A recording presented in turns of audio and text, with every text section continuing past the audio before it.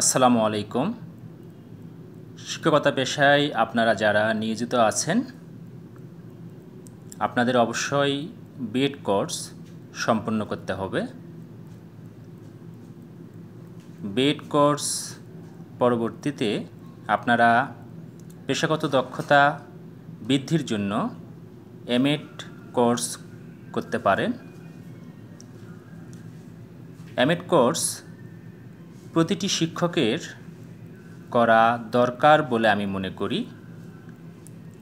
M.Ed. course জাতীয় বিশ্ববিদ্যালয়ের অধীনেও করা যায়, আবার উন্মুক্ত বিশ্ববিদ্যালয়ের অধীনে এমএড কোর্স সম্পন্ন করা যেতে পারে। আজকে আপনাদের আমি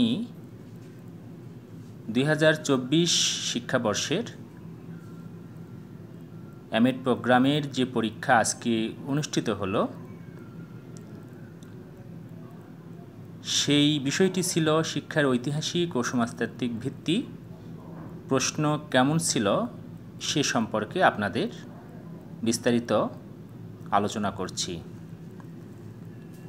পূর্ণমান 80 আর 20 মার্ক ছিল টিএমের জন্য। টিএমের পূর্ণরূপ হচ্ছে টিউটর মার্ক অ্যাসাইনমেন্ট, অর্থাৎ প্রতিবেদন। এখানে দুইটি বিভাগ রয়েছে, ক বিভাগ রচনামূলক, খ বিভাগ সংক্ষিপ্ত প্রশ্ন উত্তর। ক বিভাগ থেকে উত্তর দিতে হবে 5টি প্রশ্নের, প্রশ্ন ছিল 8টি। খ বিভাগ থেকে প্রশ্নের উত্তর দিতে হবে 6টি।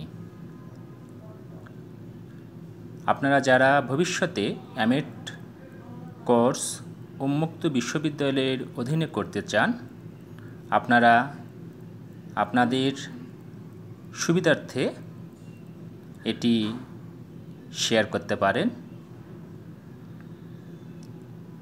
এমএড কোর্স পেশাগত দক্ষতা উন্নয়নের জন্য খুবই একটি গুরুত্বপূর্ণ কোর্স।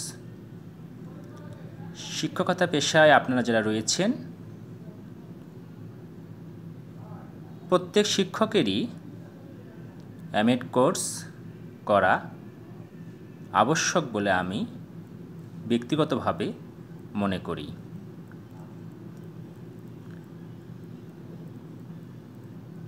এমএড কোর্স কেন করবেন?